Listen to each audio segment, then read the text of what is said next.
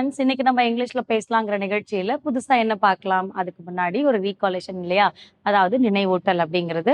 So முன்னாடி என்ன பார்த்தோம் அப்படிங்கிறது வந்து ஒரு சின்ன ரீகால் பண்ணும்போது, இப்ப என்ன பார்க்குறோம் அப்படிங்கிற ஒரு தொடர்ச்சி வந்து கரெக்ட்டா இருக்கும்.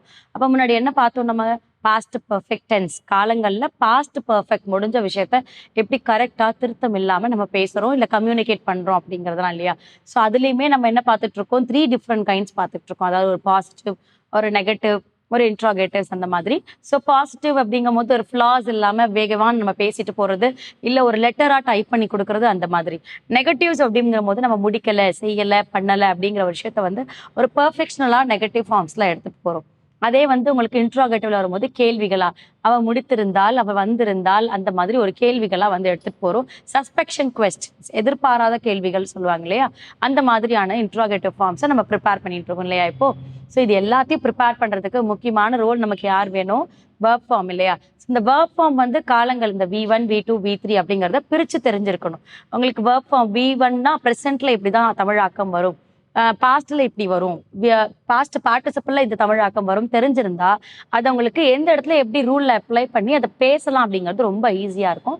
ஸோ அதன் அடிப்படையில் தான் நம்ம என்ன பார்க்கணும், நிறைய வெர்ப் ஃபார்ம்ஸ் பார்த்துட்டே இருக்கோம். இப்போ நம்ம முடிஞ்ச ஒரு வெர்ப் ஃபார்ம் எடுத்து நம்ம என்ன பண்ண போறோம், இன்ட்ராகேட்டிவ்ல அப்ளை பண்ணி அந்த இன்ட்ராகேட்டிவ் சென்டென்ஸை எப்படி ஃப்ரேம் பண்ணி கொண்டு வரலாம் அப்படின்றத பார்ப்போம். நம்ம பார்த்துட்டு இருக்கிறது பாஸ்ட் பர்ஃபெக்ட் டென்ஸ். ஸோ இதில் எக்ஸ்க்ளூசிவா நம்ம பார்க்கறது இன்ட்ராகேட்டிவ்.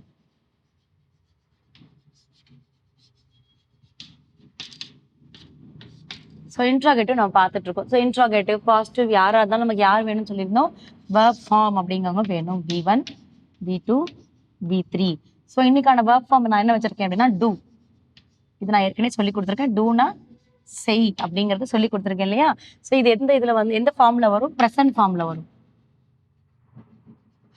தென் V2 வரும்போது பாஸ்ட் ஃபார்ம், V3 வந்து பாஸ்ட் பார்ட்டிசிபிள். அப்ப V2 வரும்போது டிட் அப்படிங்கிறது, அண்ட் V3 வரும்போது டன். ஓகேங்களா? ஸோ இப்போ இதுல என்ன வரலாம் அப்படின்னு பார்த்தோம்னா டூ அண்ட், அதாவது டிட் அண்ட் டனுக்கு செய்தது. ஸோ செய்தது அப்படின்னு சொல்லலாம், இல்லை இந்த இடத்துல டன் வந்து செய்தேன் அப்படின்னு சொல்லலாம். பட் ஐ டிட் அப்படிங்கும் போது நான் இதை செய்தேன் அப்படிங்கிறது தான். ஸோ இல்லையா பாஸ்ட் வரும்போது, இதுவே பாஸ்ட் பர்ஃபெக்ட் போது I have done, I had done, so நான் முடிச்சிட்டேன் அப்படிங்கிறது தான். ஸோ அப்போ டூ டிட் டன், டூங்கிறது ப்ரெசன்ட் ஃபார்ம்ல டு டூ திஸ் அப்படிங்கிறது செய்தது அப்படிங்கிறது, டிட் அண்ட் டன்ல வந்து செய்தது முடிச்சதை நம்ம சொல்றோம். ஸோ இப்போ இதை நம்ம எப்படி ஃப்ரேம் பண்ணலான்னு பார்க்கலாம். ஸோ நமக்கு யார் வேணும்? சப்ஜெக்ட் அப்படிங்கிறவங்க முக்கியமா வேணும் இல்லையா? ஸோ சப்ஜெக்ட் யாரெல்லாம் இருக்காங்க? I, we, you, he, she and they. So இவங்கெல்லாம் சப்ஜெக்ட்ஸ்ல இருக்காங்க. ஸோ அண்ட் தென் நம்ம ரூல் ஆஃப் பாஸ்ட் பர்ஃபெக்ட்ல யார் வேணும் நமக்கு? ஏவி. ஏவி யாரு? ஆக்ஸிலரி வெர்ப் இல்லையா? ஸோ ஆக்ஸிலரி வெர்ப் தான் to play this perfect tense. Auxiliary verb தான் என்ன பண்ணுவாங்க? இந்த பர்ஃபெக்ட் டென்ஸையே என்ன பண்ணுவாங்க? பிளே பண்ணுவாங்க. அப்ப என்ன தராங்க? ஹேடுங்கிறத கொடுக்குறாங்க. அண்ட் ஃபாலோட் பை யார் வராங்க? V3. V3ங்கிறது ஸ்டாண்ட்ஸ் ஃபார் பீப்புள் இல்லையா? ஸோ ஒரு பாஸ்ட் பர்ஃபெக்ட்ல ஒரு இன்ட்ராகேட்டிவ் ஃப்ரேம் பண்றதுக்கு யாரெல்லாம் வேணும்னு எடுத்து எழுதிட்டோம். இதை எப்படி ஃப்ரேம் பண்ணணும், ரூலா எப்படி எழுதணும் அப்படிங்கறது சொல்லித்தரேன். ஸோ எப்படின்னா ஃபர்ஸ்ட் ஹேட், சின்ஸ் இட்ஸ் இன்ட்ராகேட்டிவ் அப்படிங்கறதால தான் நம்ம ஃபர்ஸ்ட் யார் எடுக்கிறோம்? கேள்வியை எடுக்கிறோம். ஹேட் அப்படிங்கறத எடுக்கிறோம். Followed by had, followed by subject. So subject எடுக்கும் போது நான் என்ன பண்றேன்? ஹீ எடுக்கிறேன். லாஸ்ட் டைம் ஷீ எடுத்திருந்தோம், இப்போ ஹீ எடுக்கிறேன். ஸோ ஹேட் ஹீ எடுத்தாச்சு. ஃபாலோட் பை யார் வேணும்?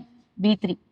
ஸோ அதுக்கப்புறம் நீங்க என்ன ஃபில் பண்றீங்களோ நீங்க ஃபில் பண்ணிக்கலாம், கொஸ்டின் தான். ஸோ இப்போ நம்ம என்ன பண்ணிட்டோம்? ஒரு ரூலை வந்து கரெக்டாக ஃப்ரேம் பண்ணி முடிச்சிட்டோம். இப்போ ஆஸ் பர் திஸ் ரூல் நம்ம என்ன பண்ண போறோம்? சென்டென்ஸை ஃப்ரேம் பண்ண போறோம்.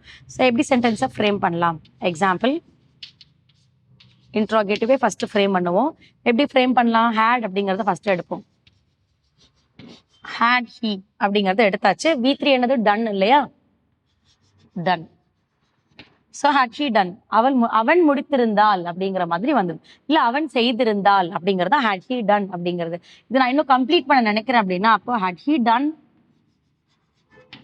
His homework. ஸோ அப்ப என்ன பண்ணிட்டாங்க? அவன் அவனுடைய ஹோம்ஒர்க்கை முடிச்சிட்டான். ஸோ அதனால ஸோ நான் இங்க வேற ஒரு சப்ஜெக்ட் எடுக்கிறேன். எப்படி எடுக்க போறேன்? So she was happy. So she was happy அப்படின்னு எடுக்கிறேன். Question mark. ஸோ இப்போ இங்க என்ன இருக்கு, ரெண்டு விதமான விஷயங்கள் நடக்குது. என்னன்னா, had he done his homework so she was happy.